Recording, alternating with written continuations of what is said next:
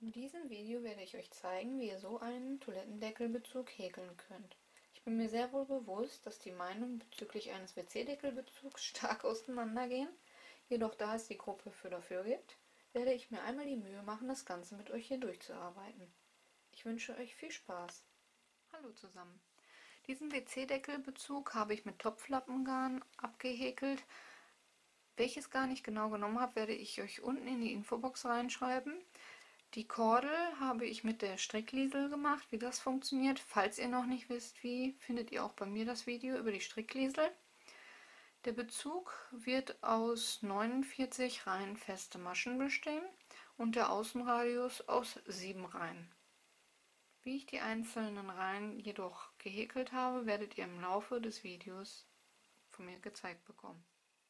Beginnen wir zuallererst mit 12 Luftmaschen.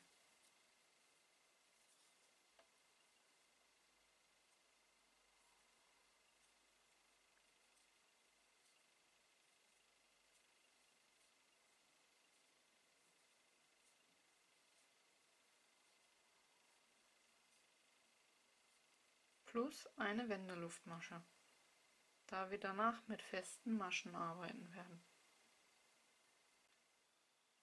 Wir werden direkt zu Beginn der ersten Reihe 2 Zunahmen einbauen. Das heißt, in die erste Masche 2 feste Maschen abhäkeln. Danach wieder nur eine in jede Masche.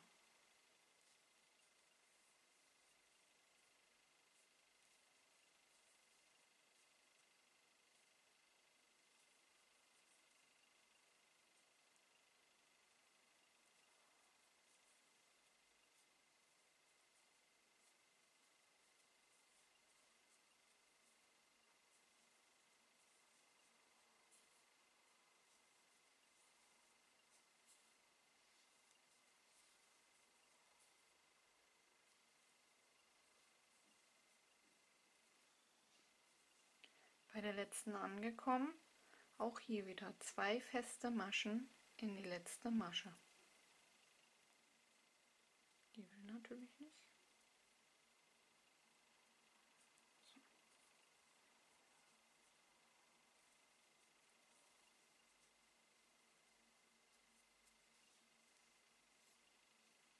Zum Schluss die Wendeluftmaschen nicht vergessen.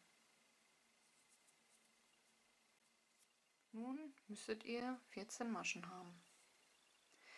In der nächsten Reihe werden wir wieder 2 zunehmen, um auf 16 Maschen zu kommen. Das heißt, wir werden nach der Wendeluftmasche in die erste Masche 2 feste Maschen wieder häkeln.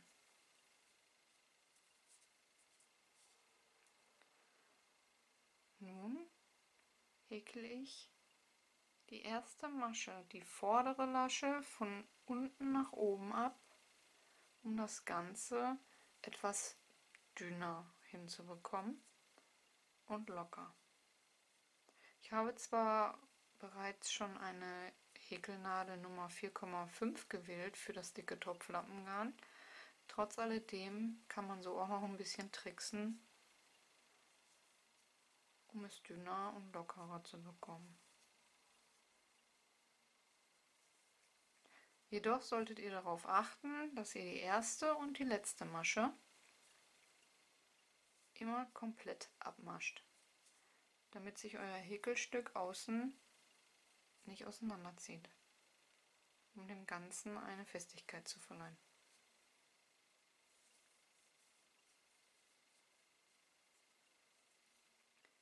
Nun sind wir bei Reihe 3 angekommen. Ab hier bis zur 12. Reihe werden wir jetzt immer 2 Zunahmen pro Reihe machen, das heißt eine links und eine rechts außen, in der ersten 2 feste Maschen und in der letzten 2 feste Maschen. Die Wendeluftmasche nicht vergessen und wieder das gleiche Spektakel von vorne. In der ersten 2 feste Maschen, in der letzten 2 feste Maschen. Wenn ihr bei Reihe 12 angekommen seid, müsstet ihr bei 36 feste Maschen liegen. Dann sehen wir uns wieder. Nun häkeln wir Reihe 13 und 14 ohne Zunahmen.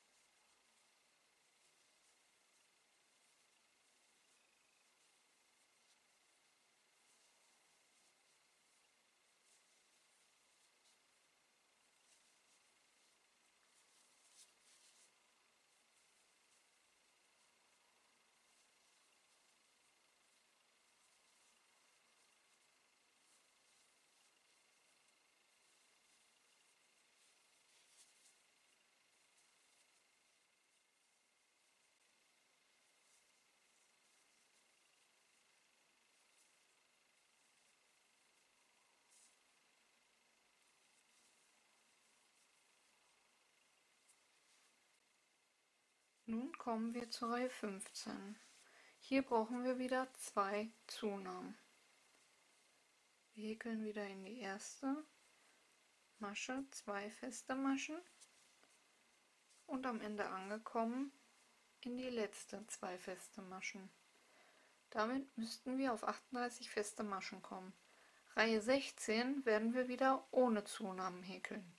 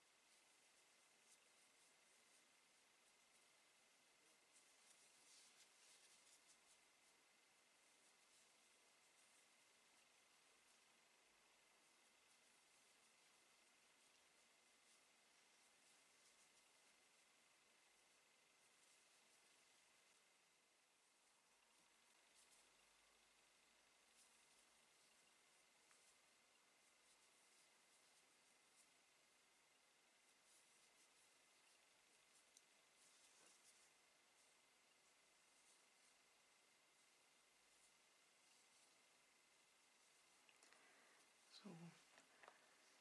Nun kommen wir zur Reihe 17. Bevor wir die Reihe 17 anfangen, müssten wir 38 feste Maschen haben. In Reihe 17 allerdings werden wir wieder 2 Zunahmen machen. Eine am Anfang, eine am Ende.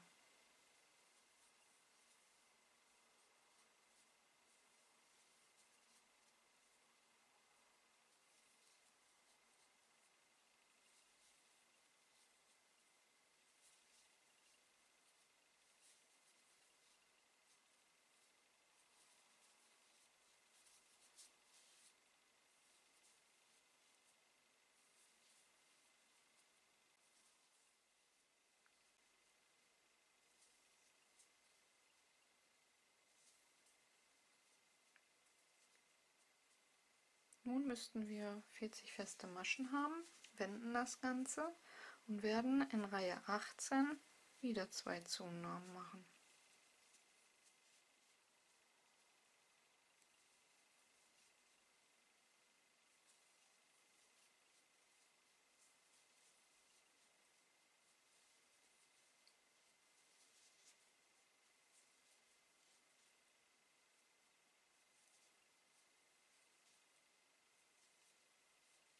Reihe 19 und 20 werden wieder ohne Zunahmen abgehäkelt.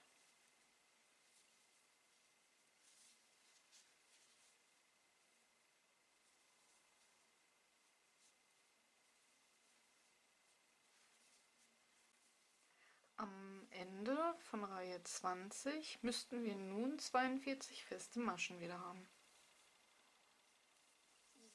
Ab Reihe 21 werden wir wieder 2 Zunahmen machen und Reihe 22 wieder ganz normal ohne Zunahmen.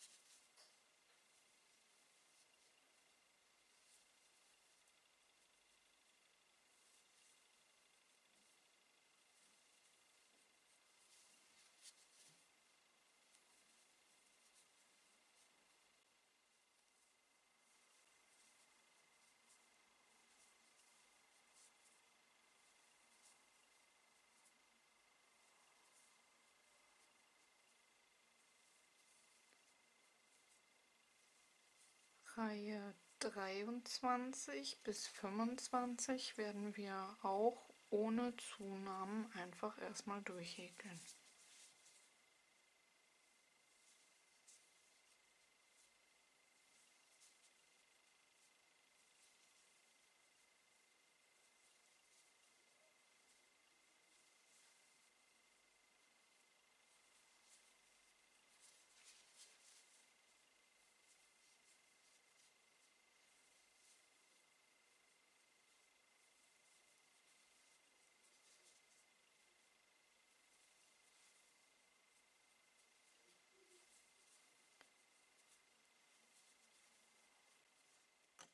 Bei Reihe 25 angekommen, müssten wir 44 feste Maschen haben.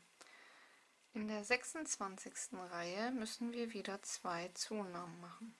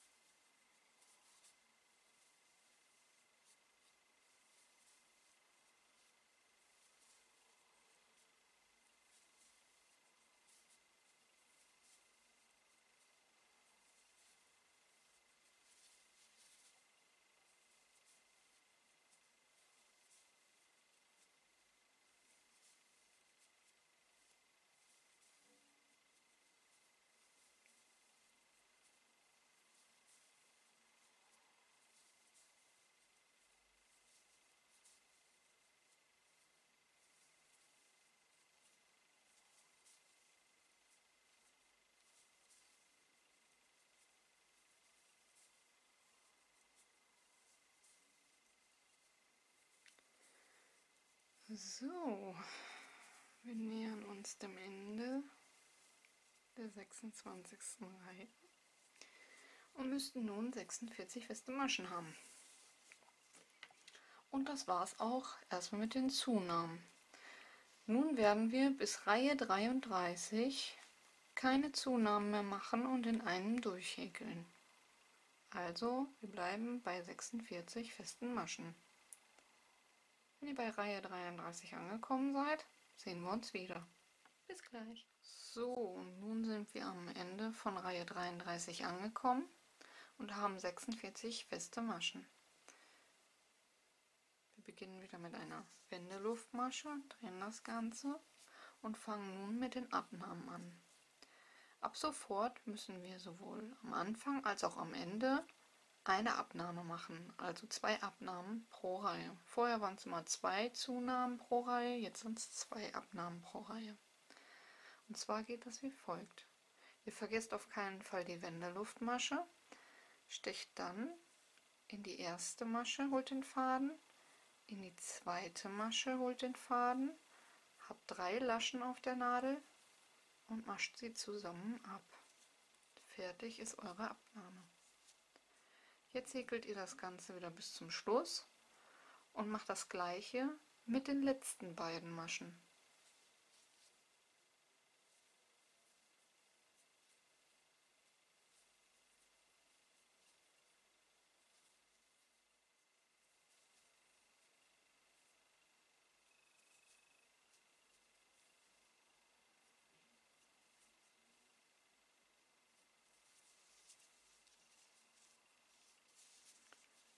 Reihe 35 und Reihe 36 wieder ohne Abnahmen in einem durch.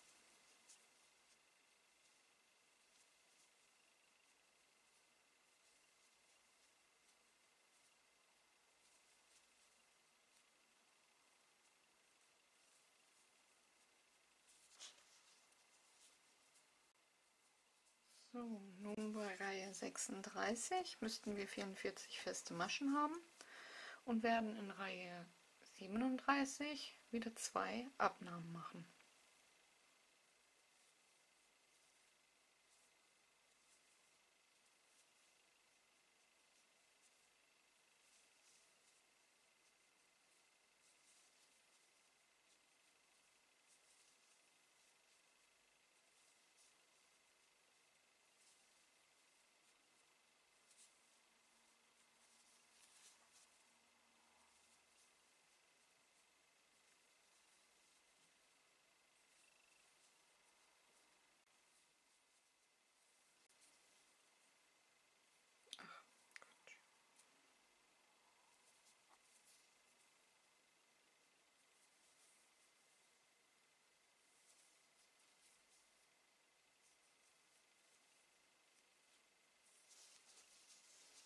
So, Reihe 38 und 39 wieder ganz normal durchhäkeln, ohne Abnahmen.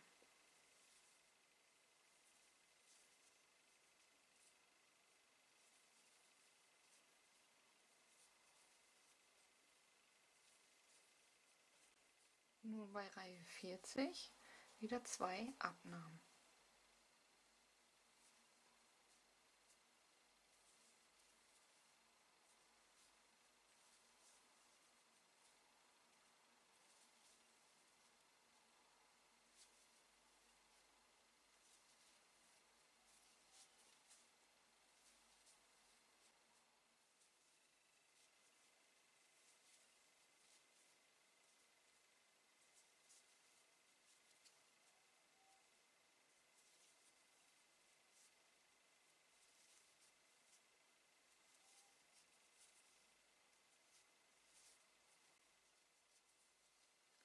Reihe 41 und Reihe 42 wieder ohne Abnahmen.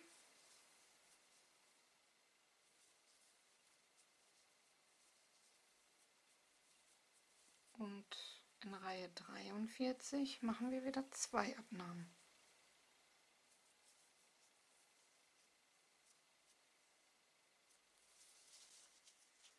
Bei Reihe 43 angekommen, müssten wir jetzt nun aus Reihe 42 40 feste Maschen auf der Hand haben.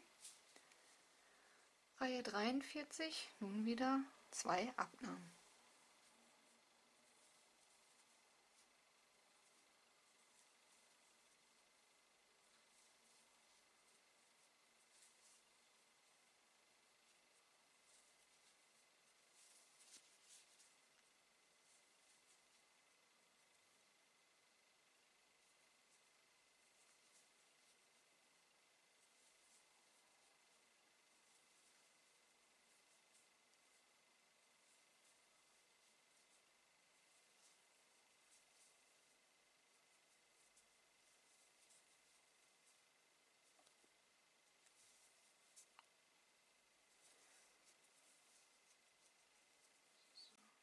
So, in Reihe 44 werden wir wieder ganz normal abhäkeln, ohne Abnahmen.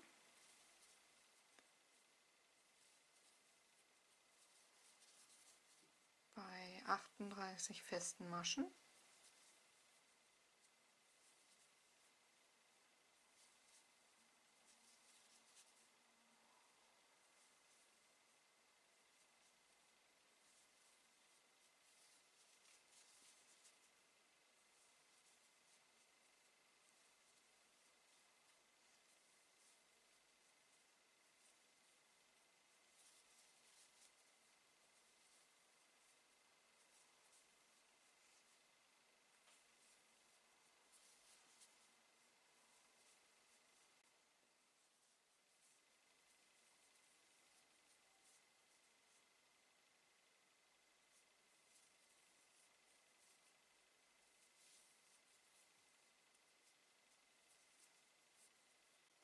Bei Reihe 45 angekommen, werden wir jetzt in Reihe 45 wieder 2 Abnahmen machen.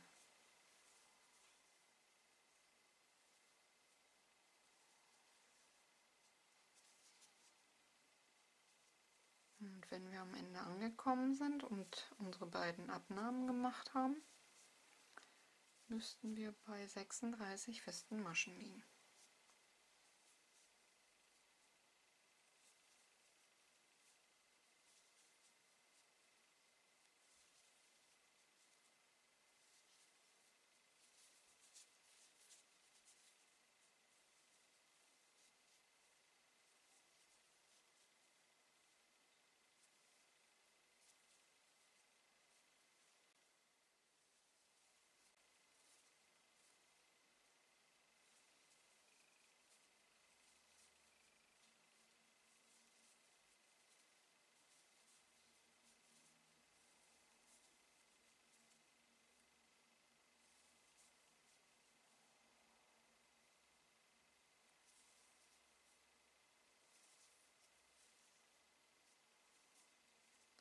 Reihe 46, trotz alledem die Wendeluftmasche nicht vergessen. Reihe 46 beginnen wir auch direkt wieder mit einer Abnahme.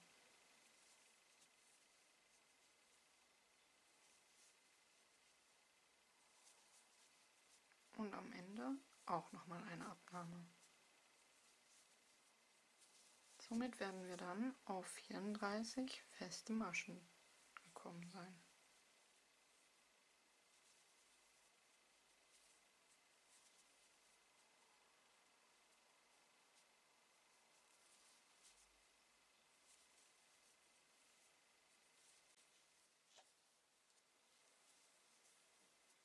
Reihe 47 häkeln wir wieder ganz normal, ohne Abnahmen. Und bleiben bei den 34 festen Maschen.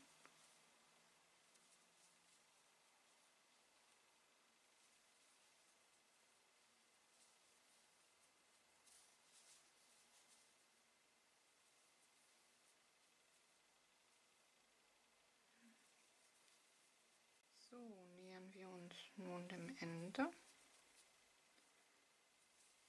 Und zwar werden wir in Reihe 48 und in Reihe 49 nochmal jeweils 2 Abnahmen machen. Somit müsstet ihr dann, wenn ihr fertig seid und bei Reihe 49 angekommen seid, genau 30 feste Maschen übrig haben.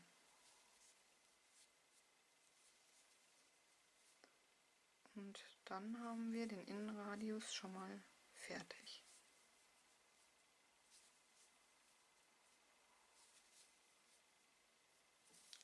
Bei Reihe 49 sind wir am Ende angekommen, 49 Reihen, 30 feste Maschen, werden wir uns nun an den Rand begeben.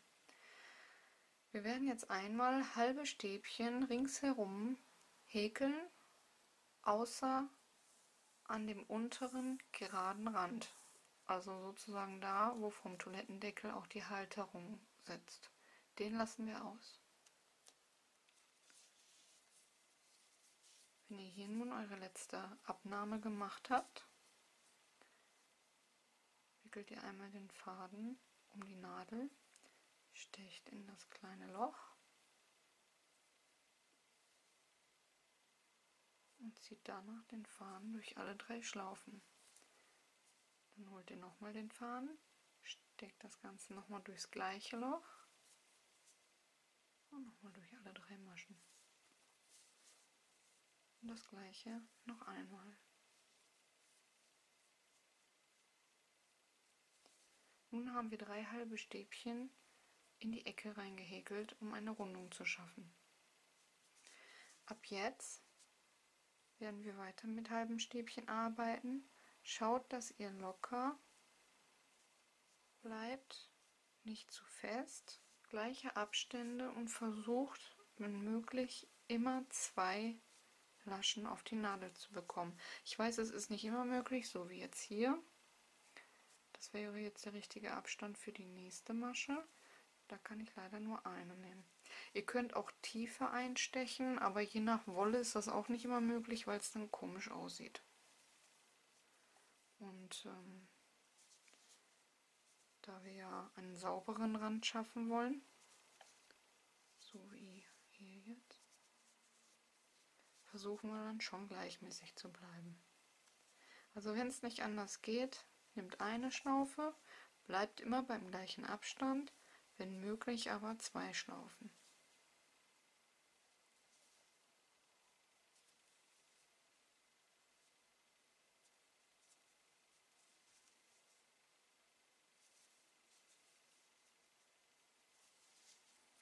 Legt das am besten zwischendurch mal hin, streicht das glatt. Wenn ihr seht, es wölbt sich an einer Ecke, müsst ihr natürlich nochmal aufribbeln. Das ist je nach Gefühl. Jemand, der schon länger häkelt, der hat da schon ein Gefühl für. Für Anfänger, die müssen halt das Ganze mal öfters ablegen und gucken, ob sich keine Dellen bilden.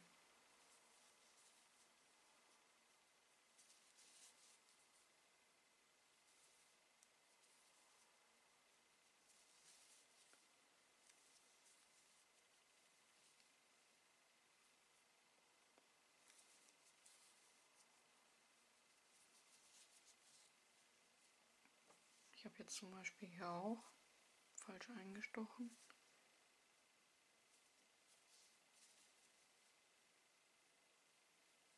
Den Rand zu machen ist dann halt jetzt etwas friemeliger.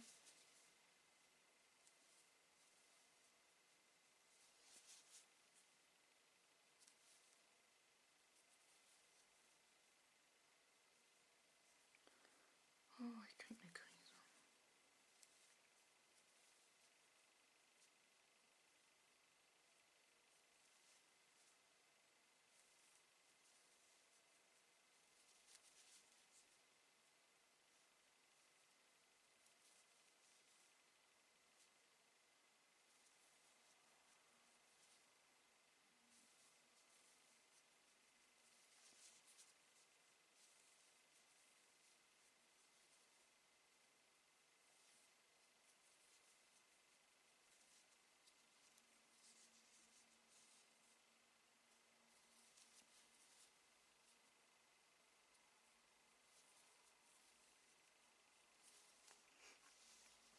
Wenn ihr am Ende angekommen seid, sehen wir uns wieder. Und wie gesagt, lasst den unteren Teil bitte aus.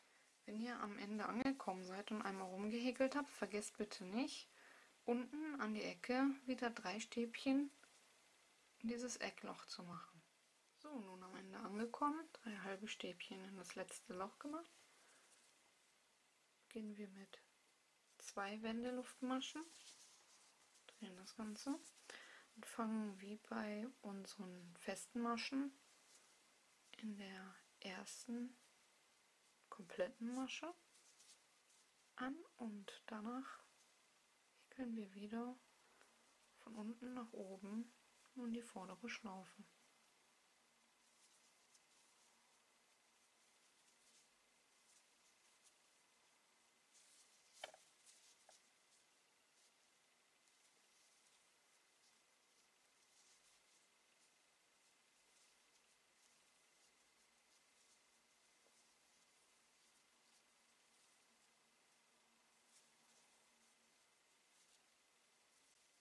So, am Ende angekommen, können wir nun mit Reihe 3 beginnen. In Reihe 3 brauchen wir 6 Abnahmen, die ich wie folgt angelegt habe. Warum ausgerechnet in dieser Position? In Reihe 4 werden wir mit festen Maschen 7 Abnahmen machen. Die können wir dann genau hier zwischensetzen. So haben wir die Abnahmen nicht an den gleichen Stellen, es bilden sich keine Knubbel und es zieht sich auch nichts zusammen. Wenn ihr soweit seid, können wir beginnen. Diese Reihe werden wir allerdings noch mit halben Stäbchen arbeiten und diesmal diese Reihe hier mitnehmen. Wir werden jetzt in Runde 3 bei den 6 Abnahmen weiter mit den halben Stäbchen arbeiten. Da wir aber den unteren geraden Teil jetzt mithäkeln werden, können wir auch hier gleich beginnen, dass sich das Ganze wölbt. Denn das ist ja auch mit den Abnahmen unsere Absicht. Ihr holt den Faden und sticht direkt um die Ecke in die erste Masche ein und masche das halbe Stäbchen ab. Spätestens bei der zweiten Masche oder bei der dritten merkt ihr, wie sich die ganze Ecke umwölbt.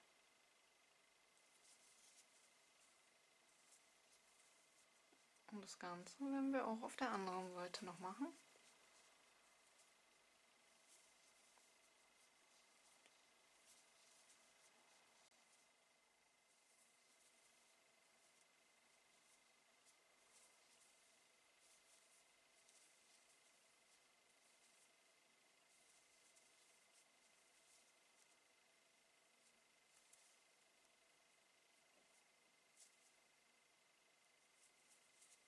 Na, was ist das denn jetzt? Oh, ich liebe das, wenn sich die Wolle teilt. So. Und auch hier an der Ecke wieder Faden holen, in die erste Masche einstechen und einfach um die Ecke häkeln.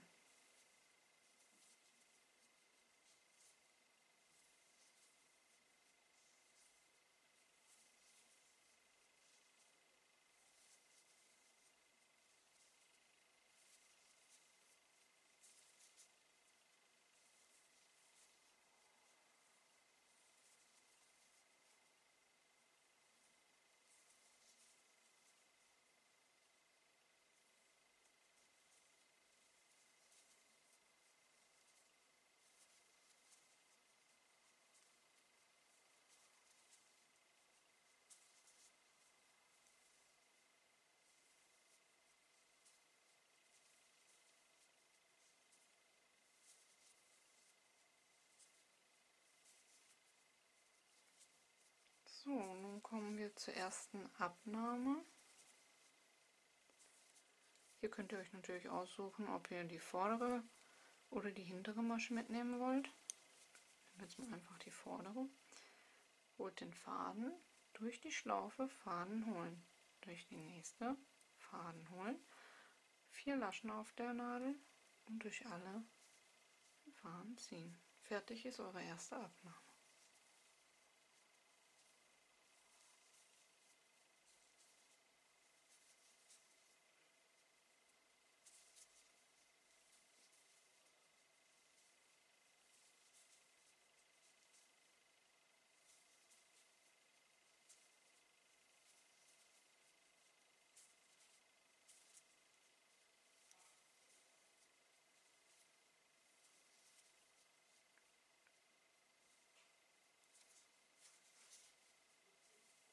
So, bei der nächsten Markierung angekommen. Der gleiche Spuk wie gerade eben. Ihr holt den Faden, durch die erste Masche Faden holen, durch die zweite Masche Faden holen und alle 4 Laschen abmaschen. Und weiter geht's. Das Ganze macht ihr mit den nächsten 4 Markierungen auch noch. Schließt die Runde ab und dann sind wir auch schon bei Runde 4. Bei Runde 4 werden wir mit festen Maschen arbeiten und unsere 7 Markierungen verteilen. Bis gleich.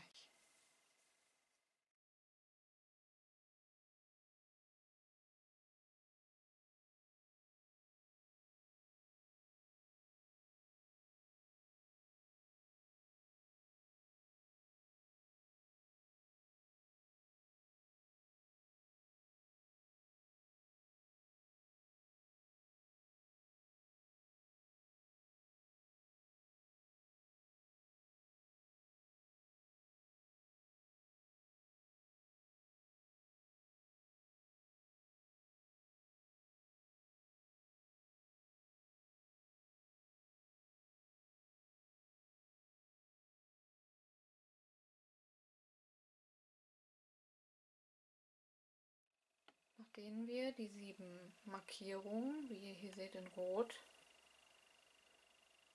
bisschen anders gesetzt haben als die grünen, also eine oben in die Mitte, dann zwischen den grünen, da zwischen den grünen und hier unten.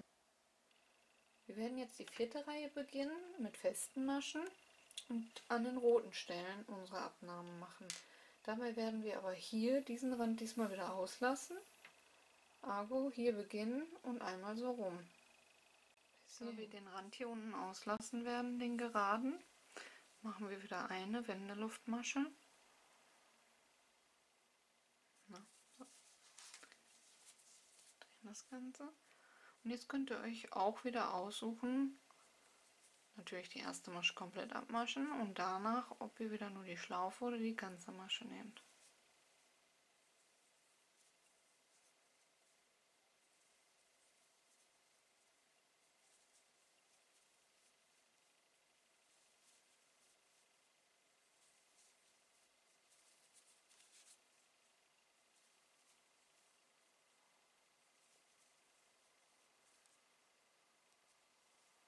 Faden holen, nächste Masche, Faden holen, 3 Schlaufen und durchziehen.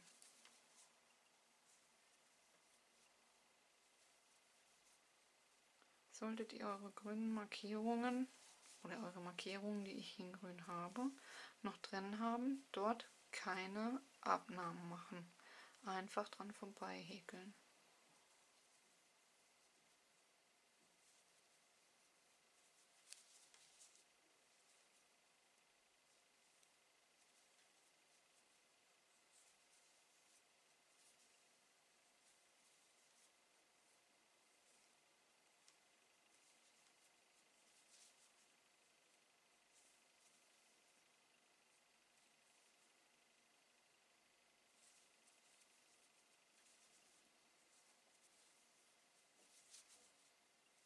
So, wir sind bei der nächsten runden Markierung angekommen. Durchstechen, Faden holen, nächste Masche, durchstechen, Faden holen, 3 Laschen auf der Nadel und den Faden durch alle durch. Das macht ihr jetzt mit den restlichen Abnahmestellen, bis ihr einmal rum seid. Und dann können wir weitermachen mit Runde beendet. Kommen wir zur 5. In der 5. Runde werden wir hier am unteren Teil, also der gerade Teil, wo die Gelenke des Deckels sitzen, mit festen Maschen einmal alles abmaschen bis zur anderen Seite. Dabei werden wir keine Luftmasche machen, sondern direkt um die Ecke häkeln.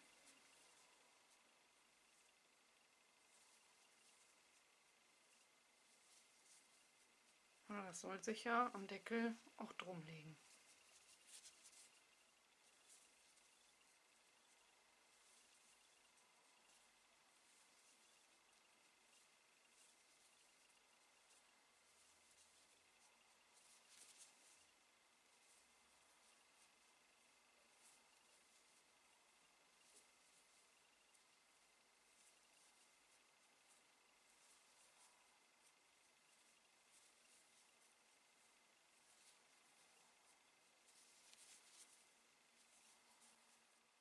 Am Ende der Reihe angekommen, auch hier wieder ohne Luftmasche einfach um die Ecke häkeln.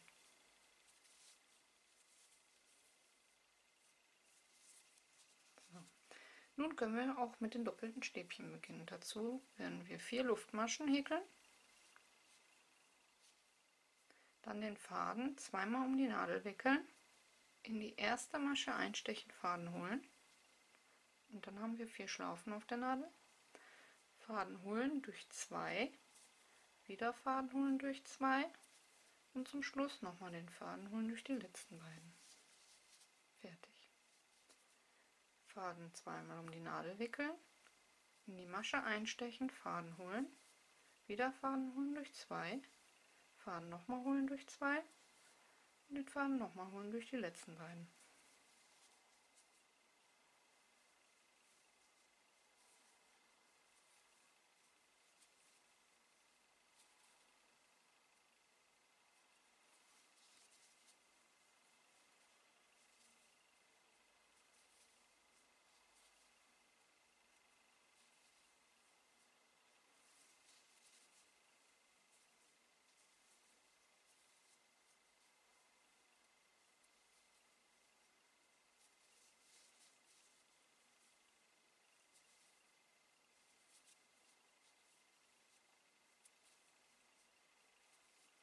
Das macht ihr jetzt so lange, bis ihr einmal rum seid.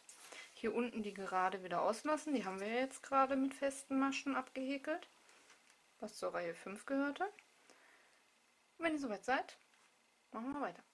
Kommen wir nun zu einer Wendeluftmasche und drehen das Ganze. Die 6. Reihe ist die vorletzte Reihe und besteht nur aus festen Maschen. Diese allerdings würde ich in der kompletten Masche abmaschen, da wir jetzt im Grunde mit dem Abschlussrand beginnen.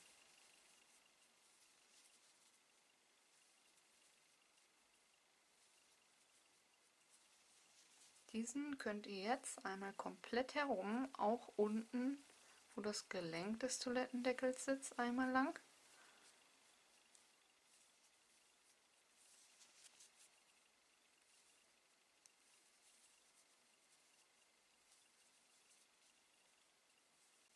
Die festen Maschen werden wir einmal komplett herum machen, auch unten den geraden Abschnitt, wo das Gelenk des Toilettendeckels sitzt, den auch mitnehmen.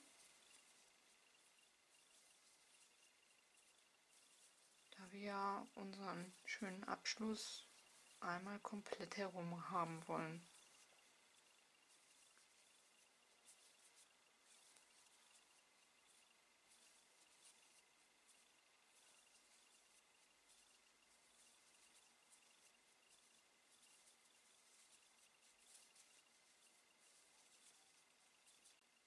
So, am Rand angekommen, unten an der Ecke, wo auch das Gelenk nachher sitzt, geht ihr hin und stecht in die letzte Masche ein und mascht eine feste Masche ab.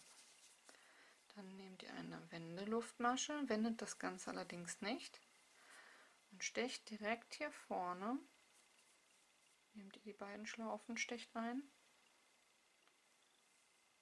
und mascht das Ganze ab.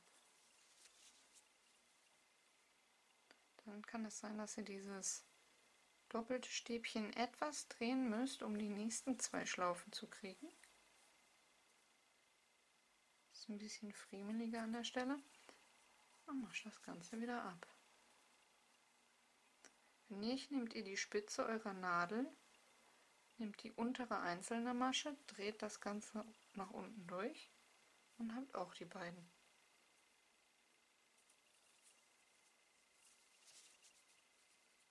Hier unten ist dieser einzelne Faden.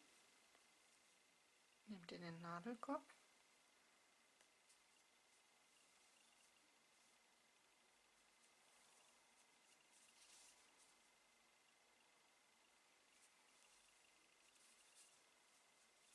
und fertig. So bekommt ihr an der Ecke einen schönen Abschluss.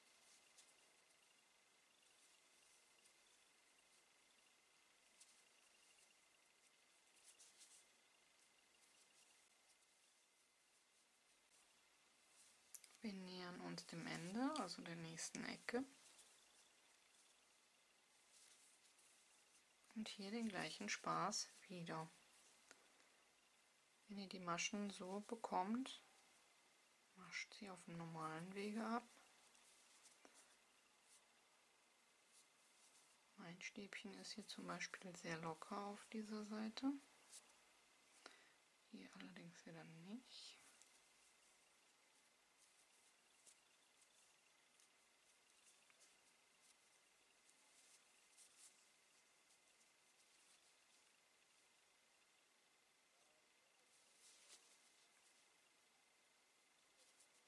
Die Wendeluftmasche nicht vergessen, ohne das Ganze zu drehen, und mit einer Kettmasche das Ganze abschließen.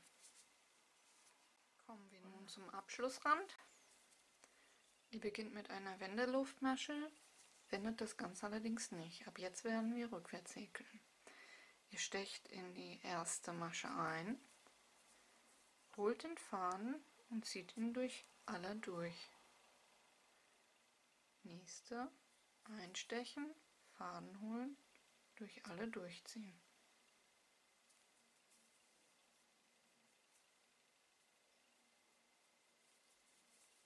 Und dies Masche für Masche.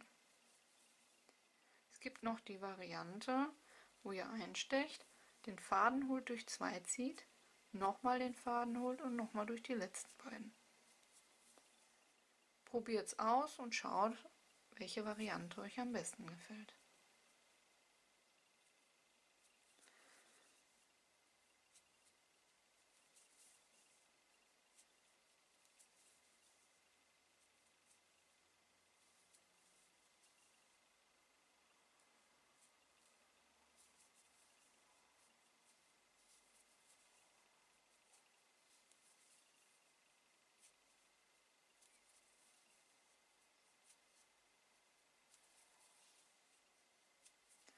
Den Krebsstich, den werdet ihr jetzt auch einmal komplett rummachen, auch am unteren geraden Teil.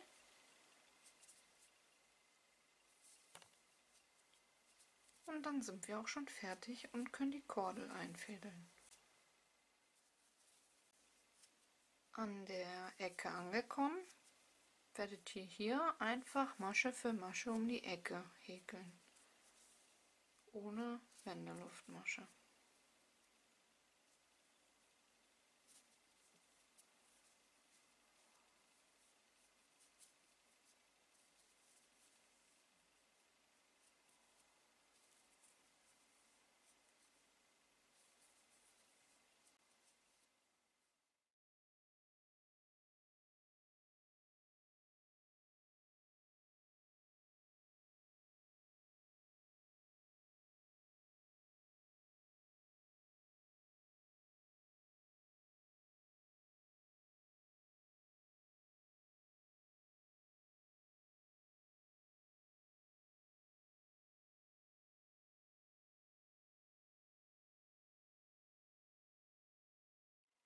Hier habe ich nun meine Kordel eingefädelt.